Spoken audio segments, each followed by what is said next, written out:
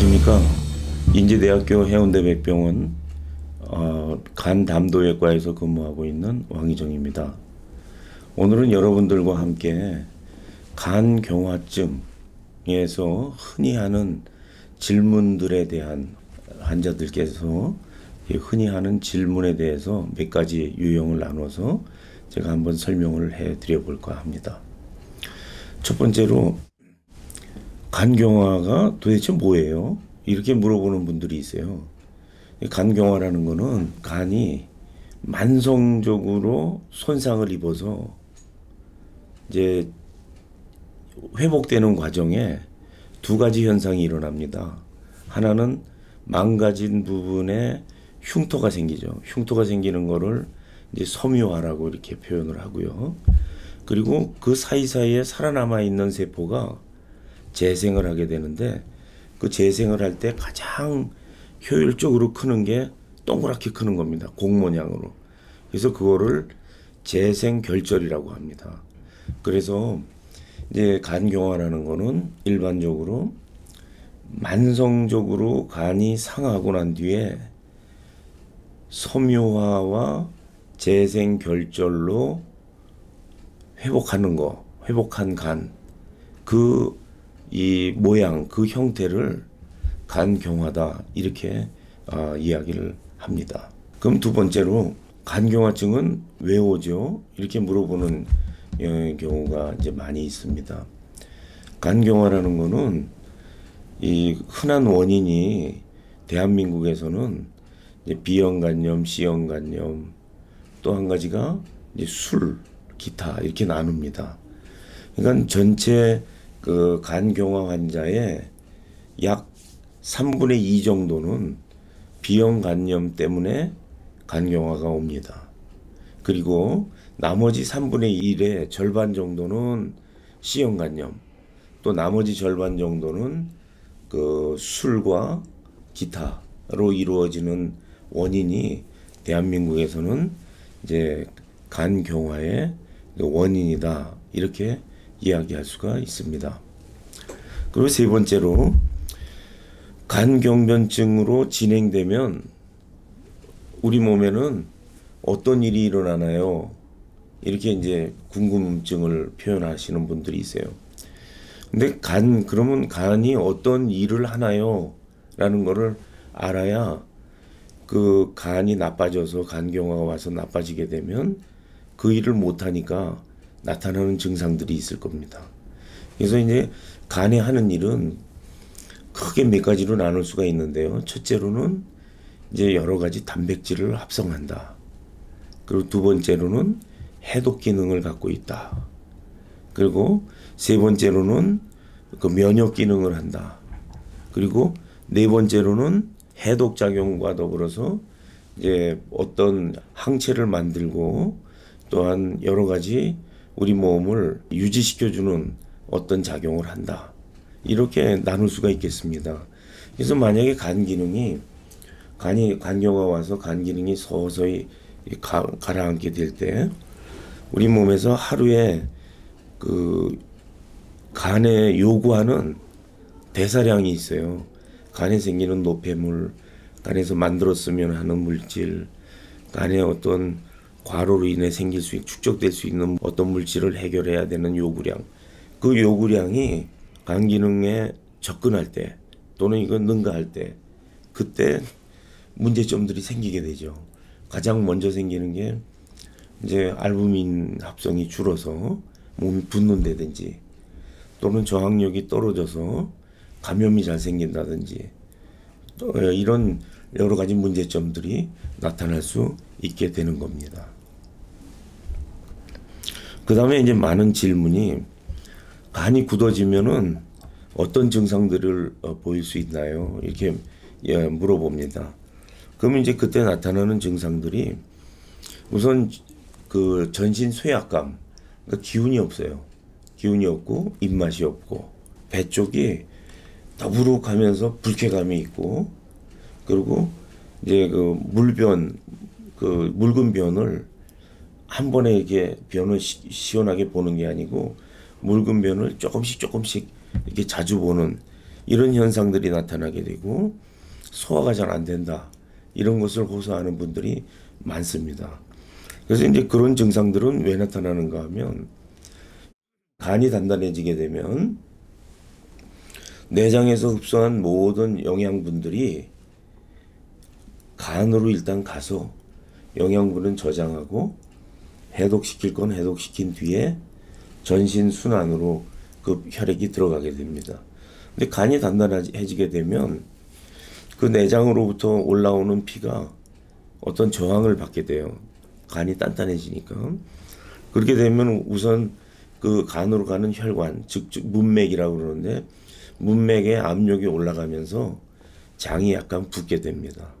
그럼 장이 부으면은 장 운동이 잘 되질 않아서 음식물이 잘 내려가질 않고 소화불량이 있고 가스가 잘 배출이 안 되면서 복부 팽만이 나타나고 불편감이 나타나고 그리고 또 한 가지는 장이 붓게 되면은 이 소화액이라든지 이런 장으로 내려오는 수분을 적절하게 흡수를 못해요.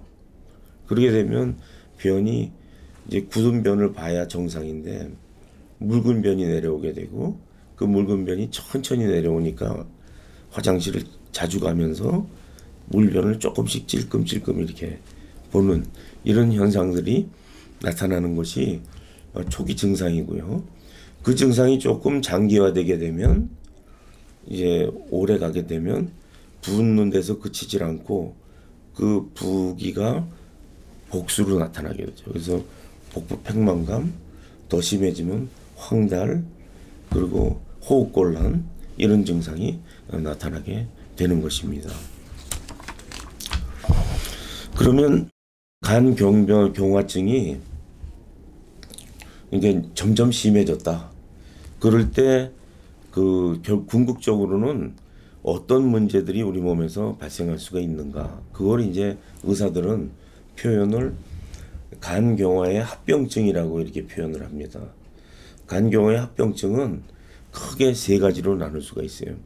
그 첫 번째는 이 문맥압이 올라가게 되면 그 문맥 피가 딴 데로 이렇게 도는 현상들이 나타나요. 그 심장 쪽으로 피가 빨리 올라가야 되니까 그렇게 올라가려고 그러는 현상들이 대표적으로 나타나는 게 치질이 심해진다든지 또는 식도 쪽으로 이렇게 돌면서 위 식도 쪽에 정맥류가 생겨서 그게 쉽게 잘 파열이 돼요.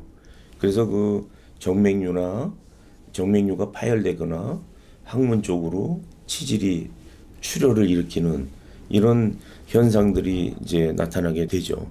그러니까 다시 말해서 이제 심각하게 우리가 보는 합병증은 식도 정맥류 출혈이 올 수 있다. 그거는 이제 간경화를 진단받은 사람의 한 10년을 추적해 보면 약 25% 정도 환자가 출혈을 할 수 있다. 이렇게 요약을 할 수가 있겠고요. 그 다음에 두 번째로 올 수 있는 합병증은 간경화가 있는 환자는 매년 약 한 5% 정도가 간암이 생길 수가 있어요. 그래서 간암 자체가 생명에 위협을 줄 수 있기 때문에 이 간암이 두 번째로 생각할 수 있는 합병증이 되겠고요. 그 다음에 세 번째 합병증은 이제 간 부전을 들 수가 있어요. 아까도 말씀드렸지만 간 기능이 서서히 이렇게 나빠질 때 어느 정도까지는 증상이 없습니다. 근데 이제 하루에 해야 될 일감으로 가까이 간 기능이 떨어지게 되면 이제 간부전 증상이 오는데 그 증상으로는 가장 흔한 게 복수, 황달 또는 간성 혼수, 해독을 못 시켜갖고 이제 독성 물질이 뇌에 도달하게 되면 하루 종일 자려고 그러는 경향이 나타나요. 그리고 의식을 잃어버릴 수도 있고요. 그래서 이런 현상들이 나타나는 거를 간부전이라고 합니다. 그래서 이런 간경화증의 합병증은 식도출혈, 간암, 간부전으로 요약을 할 수가 있겠습니다. 간경화가 있을 때 우리는 언제 어떻게 병원을 가야 되는가 이렇게 질문을 하시는 경우가 있어요. 그래서 그거는 예를 들면 합병증이 나타나서 식도 출혈을 했다든지 간암이 검진을 했는데 발견이 됐다든지 간 부전 증상이 나타났더니 그런 물론 그땐 빨리 병원을 가야 되고요. 그때 적절한 치료를 하면서 이제 추적 조사를 받아야 되는 거는 당연합니다. 근데 의사들이 가장 권하고 바람직한 방문 시기라고 할 수 있는 것은 이 간경화의 원인이 아까 그 B형 간염, C형 간염, 알코올이 원인이 된다고 그러지 않았습니까? 그러니까 그런 만성 간 질환을 앓고 있는 환자는 간경화가 오기 전 또는 언제 간경화로 바뀔지 모르니까 이런 적절한 시기에 병원에서 진단을 한번 받은 후 정기적으로 약 6개월마다 초음파와 간 기능 검사, 간암 검사를 정기적으로 시행하는 것이 가장 바람직하다고 생각할 수가 있습니다. 그럼 이런 합병증이 나타났을 때 앞으로는 어떻게 해야 될까요? 이런 거 합병증이 나타나게 되면 대개 간경화가 발견되면 아까 말씀드렸는데 10년 내에 약 25% 환자가 식도 출혈을 할 수가 있고 복수가 발생할 확률이 10년 동안 약 50% 정도 환자가 복수가 나타날 수가 있고요. 그리고 암 발생이 매년 5% 정도가 생길 수 있다고 그랬어요. 근데 이런 합병증이 나타나면 병원을 다니면서 이 합병증이 재발하고 또 재발하고 난치성이 돼가지고 이제 병원에서 이제 정말 어렵습니다 라고 이렇게 생각이 된다고 의사들이 표현을 할 때는 그때는 이식하기에 적절한 시기다고 생각하시면은 틀림없을 것 같습니다. 그래서 오늘은 여러분들과 함께 간경화 환자들이 흔히 하는 질문 몇 가지를 여러분들과 함께 살펴보고 적절한 치료법과 병원 방문해서 추적을 해야 되는 시기 등을 함께 공부해 보았습니다. 감사합니다.